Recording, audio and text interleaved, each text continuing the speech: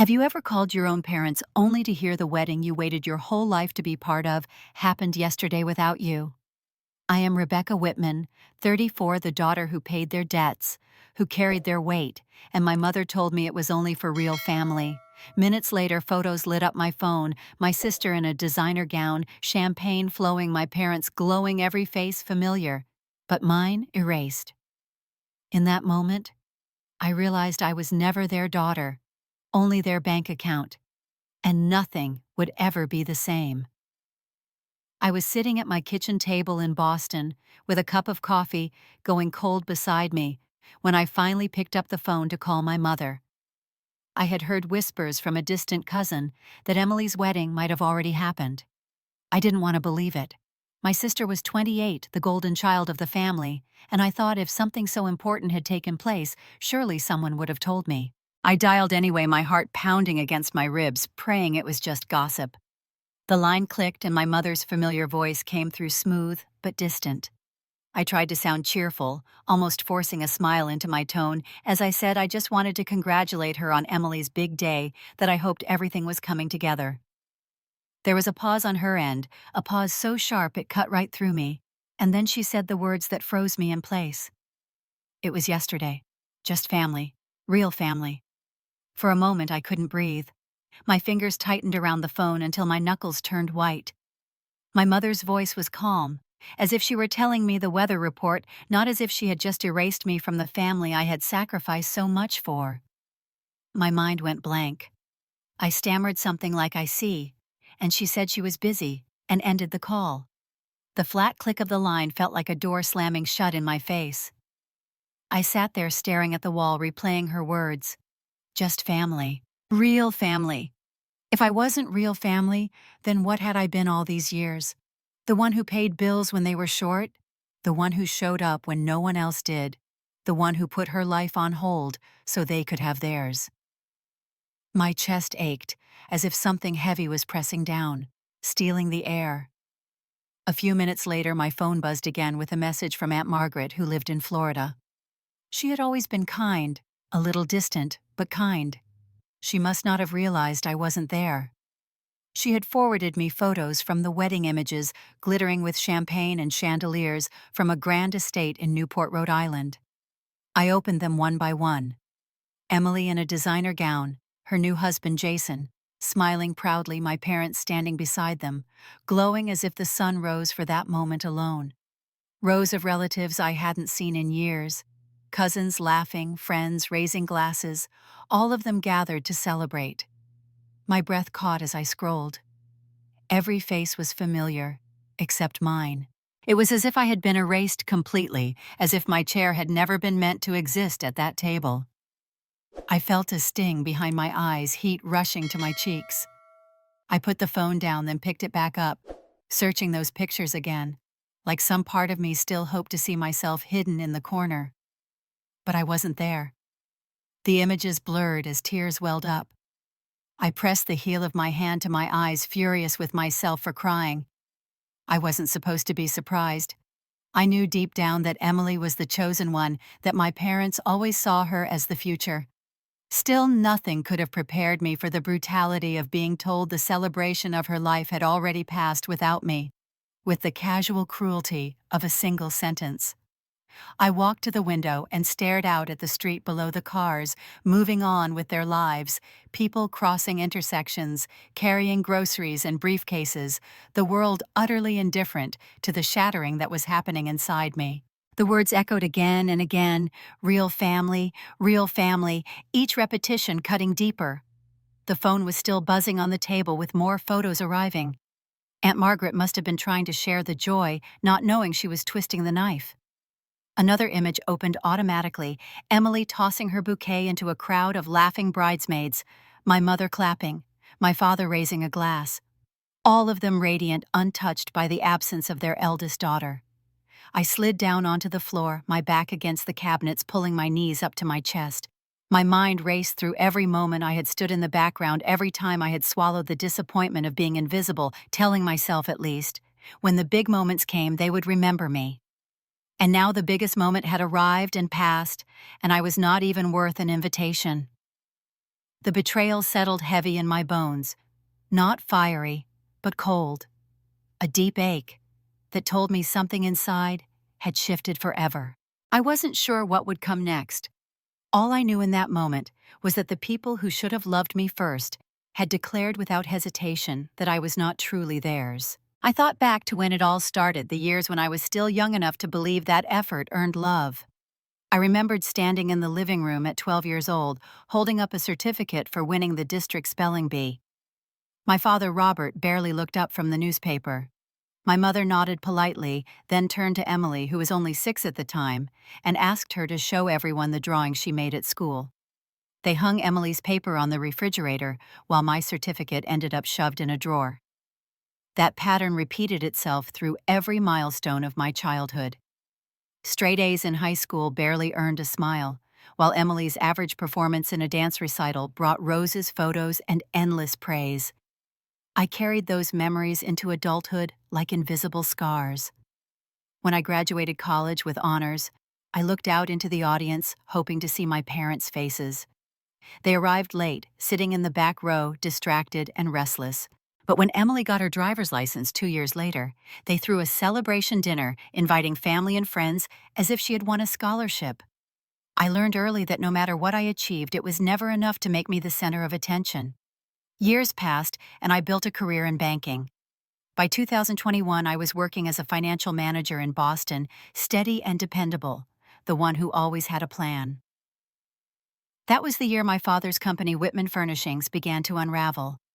The business had been in our family for decades, producing handcrafted furniture, but the pandemic had gutted sales. One night he called me, his voice heavy with desperation I had never heard before. He said the company was weeks away from closing its doors. He needed help. I remember sitting at my desk in my small apartment running through the numbers. He was asking me to co-sign a loan worth $1.5 million. It was more than I had ever imagined taking on, but I convinced myself it was the right thing to do. Maybe finally they would see me not just as the dependable daughter, but as family. When I brought up my concerns to my mother, hoping for reassurance, she simply waved her hand. "You work at a bank," she said. "Money is easy for you." That single sentence cut deeper than she realized. To her, I wasn't a daughter weighing a life-altering decision. I was a tool, a resource, a means to an end. I signed anyway. My hand trembled as I wrote my name, but I told myself it was worth it if it kept our family business alive. For months after I watched my father give interviews about resilience, saw Emily post photos from the showroom as if she had been the one to rescue the company. My name was never mentioned. My sacrifice stayed invisible like it always had. Even now, remembering that moment, I felt a cold realization settle in. I had never been the beloved daughter. I was the safety net, the living, breathing bank account they could tap whenever their perfect world started to crack. And when they no longer needed me, they could pretend I didn't exist. I looked around my apartment, the walls closing in with the weight of that truth. Every childhood slight, every forgotten achievement, every sacrifice I had made for them lined up in my mind like an army of ghosts. They had never loved me for who I was. They had only loved what I could provide. What I didn't know then was that the photographs of Emily's wedding were only the beginning. The deeper I looked, the more I would uncover, and the more brutal the betrayal would become. The call from Karen came late in the evening, while I was trying to distract myself with paperwork I could barely read. Her voice was low, almost hesitant, as if she wasn't sure she should be the one to say it. She told me she had just seen Emily's Instagram account. At first, I thought I misheard her, that maybe Emily had posted some casual photo from her honeymoon. Then Karen whispered that it was full of wedding pictures. My pulse quickened as she asked softly if I had seen them yet. My hands shook as I opened the app on my phone. There it was. Emily had shared an entire album of curated perfection from the estate in Newport. The grand ballroom draped in white roses, the golden chandeliers sparkling above the guests, the string quartet playing as Emily floated down the aisle. She looked radiant, smiling like a queen in her throne. Jason stood proudly beside her, in his tailored suit, hand resting on hers, as if they had just secured their kingdom. The deeper I scrolled, the tighter my chest grew. Every shot looked like it belonged in a magazine. Cousins laughing with glasses of champagne, aunts and uncles clapping along to the music, family friends beaming as if they were part of something sacred. My parents looked younger than I remembered, glowing with joy, the kind of joy I had once dreamed they would feel for me. Then my breath caught. In one photo, front and center, was Hannah, my childhood friend, the girl I had shared secrets and sleepovers with through middle school. She was standing near Emily, bouquet in hand, smiling as if she belonged there more than I ever had. My vision blurred, but it wasn't from tears this time. It was anger, raw and pulsing, rising from somewhere deep inside me. I dropped the phone on the couch and stood up, pacing the length of my apartment. I could almost hear the laughter from those pictures echoing in my head, a mocking chorus. I thought about all the birthdays I had remembered, the care packages I had sent when cousins went off to college, the late nights I had stayed on the phone listening to family members complain about their problems. None of it mattered. None of it earned me a seat at that table. My phone buzzed again. Karen's message read, "I am so sorry, you didn't deserve this." I sank back onto the couch, clutching the phone. For once, I didn't feel the urge to cry. The tears had burned out. What remained was fire. My mother's words, just family, real family, repeated in my head like an insult carved into stone. I realized in that moment that they had never wanted me there. And worse, they knew I would keep showing up anyway. But not anymore. I stared at those photos one last time, forcing myself to memorize the faces of everyone who had stood there smiling while I was erased. My heart pounded as I whispered aloud to my empty apartment that I would never let them use me again. They had taken my loyalty for granted and turned it into chains. Now those chains were broken. The rage settled into a cold clarity. If they could gather the entire family and half the town to celebrate without me, then I had nothing left to lose. I was done waiting for them to treat me as their own, done sacrificing, done hoping. For the first time in my life, I wasn't just hurt, I was furious, and that fury was going to change everything. I didn't know yet what the next betrayal would look like, but something inside told me the worst was still waiting, hidden just out of sight, ready to tear away the last illusions I had about being their daughter. The next morning, I woke with a heaviness in my chest that made it hard to breathe. The pictures from Emily's wedding still burned behind my eyelids, but something stronger than grief had taken hold. I needed answers. For years I had let things slide, convincing myself that silence was easier than confrontation, but silence had only made me easier to erase. I opened my laptop and found the number of Daniel Brooks, a lawyer I had once worked with on a banking deal. He was steady, direct, and one of the few people I trusted to tell me the truth without sugarcoating it. When his voice came through the line, warm but cautious, I asked if we could meet. I told him it was personal, family related, and I would owe him a favor if he gave me an hour of his time. He agreed without hesitation. That afternoon, we sat in a quiet cafe near Faneuil Hall, the air filled with the hum of tourists and the smell of roasted coffee. Daniel studied me carefully, noticing the exhaustion in my face before leaning forward and asking what was going on. I told him I needed to know about my family's assets, specifically the house in Boston where I had grown up. My father had once promised it would be mine, and though I had never asked for proof, I had held on to that promise like a lifeline. Daniel frowned and pulled out his tablet. He typed quickly, searching through property records that were public, but buried in complicated legal jargon most people avoided. A few minutes later, he looked up, his jaw tightening. He turned the screen so I could see. The property at 17 Ashford Street was listed under Emily Whitman Transfer of Ownership, dated July 2018. I stared at the words, unable to process them at first. Daniel explained that the deed had been legally shifted years ago. He had pulled similar records before for clients and knew exactly what he was looking at. He reached into his bag and handed me a printed copy. The signatures clear my mother Linda's name among them as the witness. My stomach dropped.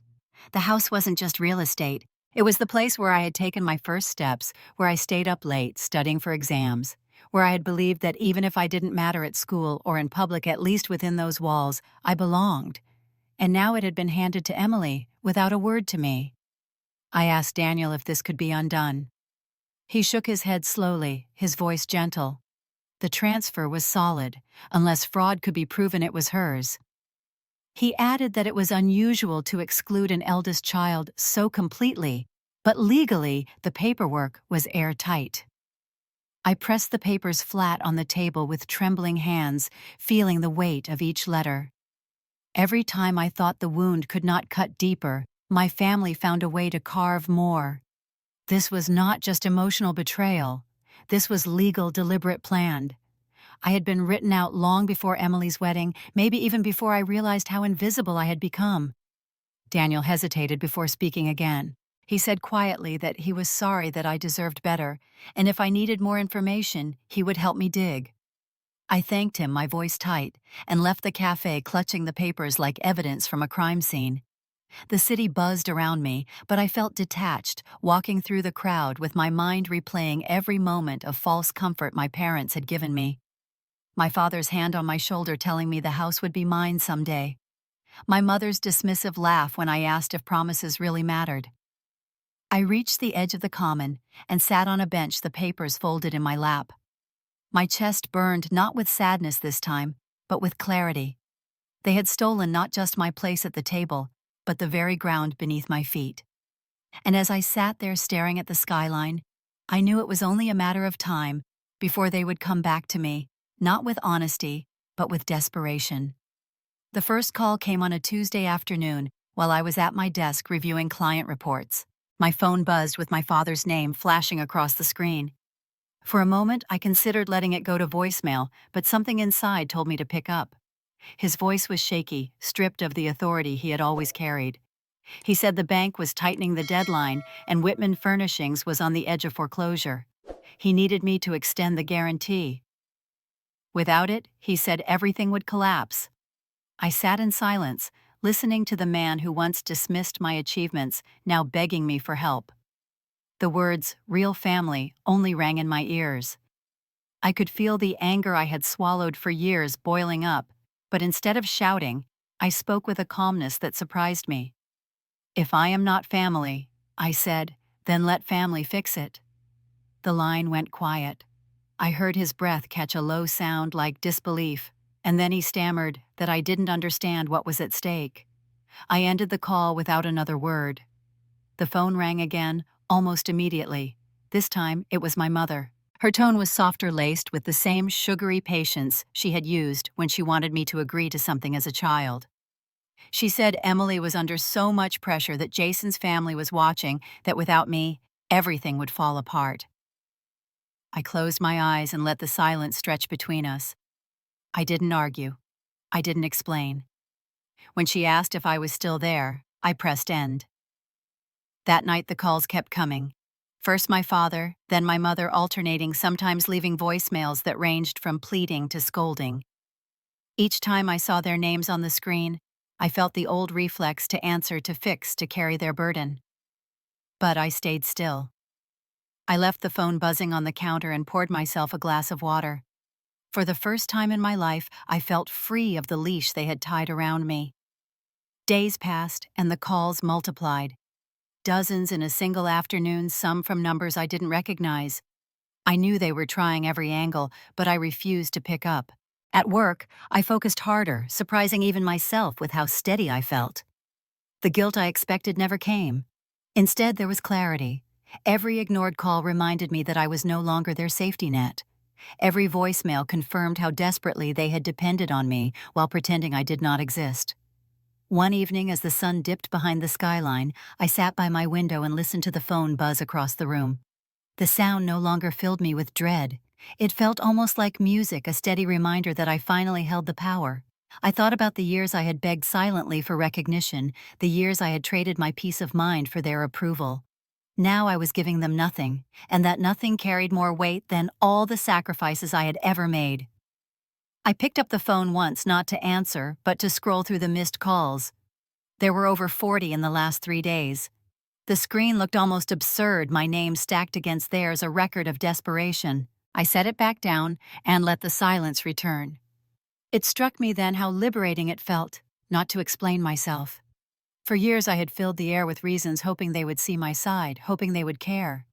But now silence was my language, and it was louder than any words I could have spoken. I leaned back, breathing deeply, feeling lighter than I had in years. They had tried to break me by shutting me out, but in the end, it was my refusal to step back in that left them powerless. And as I stared at the darkening city, I knew the collapse was no longer a possibility. It was already in motion, and soon everyone would see it.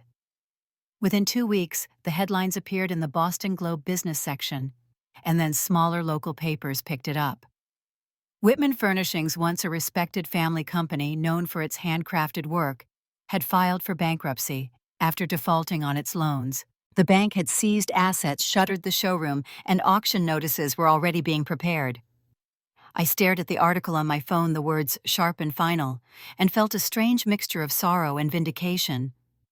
It did not stop with the papers. People in town began whispering. Clients pulled their orders. Suppliers demanded payment up front, and even the longtime customers who had once toasted to my father's resilience turned their backs. The Whitman name that had once carried weight now carried shame. At work, I overheard colleagues murmuring about the scandal, wondering how a company with decades of history could collapse so quickly. They did not know I was the missing piece in the puzzle. The fallout landed hardest on Emily and her new husband Jason. Photos of their lavish Newport wedding were still fresh online, and now those same images were shared with captions dripping in irony. The perfect couple, the golden family already drowning in debt and disgrace. Friends they had bragged to began to distance themselves. Invitations to social gatherings disappeared, and whispers about the older sister, who had been excluded from the wedding, crept into conversations. I heard through Karen that more than one person had asked bluntly why they had erased me when I was the only one who had built a stable life. I kept to myself, going to work, walking home through the quiet streets, letting the noise swirl without me. I thought anger would surge through me when the company finally fell, but instead, there was a deep calm. It was over. I had carried their weight for so long, and when I stepped away, they collapsed under the burden they had created for themselves. One evening, Karen came by my apartment with takeout boxes and a bottle of wine. She dropped them on the counter and looked me straight in the eye. "They finally see your worth," she said, "and their own stupidity." I almost laughed, but what came out was a shaky exhale. We sat together eating noodles out of cartons, and for the first time, I admitted out loud that there was no going back. Whatever thread of family had tied me to them had snapped, and I no longer felt the urge to tie it again. Later that night, after Karen left, I stood at the window watching the city lights flicker. Freedom tasted bitter and sweet at once. I had wanted acknowledgement all my life, and now the world knew what they had done to me, but the cost was final. Blood ties do not heal when betrayal runs that deep. As the days passed, the Whitman story spread beyond the city. Reporters dug into court filings, photographs of my parents leaving the courthouse made their way online, and the judgment in people's eyes grew harsher. I realized then that their downfall was not just financial, it was social, and reputation was something they prized even more than money. I closed my laptop one night and sat in silence, letting the truth settle. I was free, but freedom came with loneliness. They had cast me out, and in losing them, I lost the illusion that there was still something worth saving. What I did not expect was that even in ruin, they would find one more way to remind me how deliberate their betrayal had always been. In the months that followed, I poured myself into work at the bank. The scandal around my family swirled in the background, but inside those glass walls in downtown Boston, I found clarity. I stayed late, prepared meticulously, and took on projects that others avoided. By the end of the quarter, my manager called me into his office and told me I was being promoted to senior financial manager. I walked out of that meeting with a raise, a bigger office, and something even more valuable than money. I felt seen not by my parents, but by people who recognized my work for what it was. Outside of work, I began to rebuild the personal pieces of my life. Karen remained by my side, constant and loyal. the kind of friend who would show up at my door with coffee when she knew I had spent the night wrestling with old wounds. One evening, she invited me to a gallery opening where I met Lucas Grant, a 36-year-old architect with thoughtful eyes and an easy laugh. He asked questions and actually listened to my answers.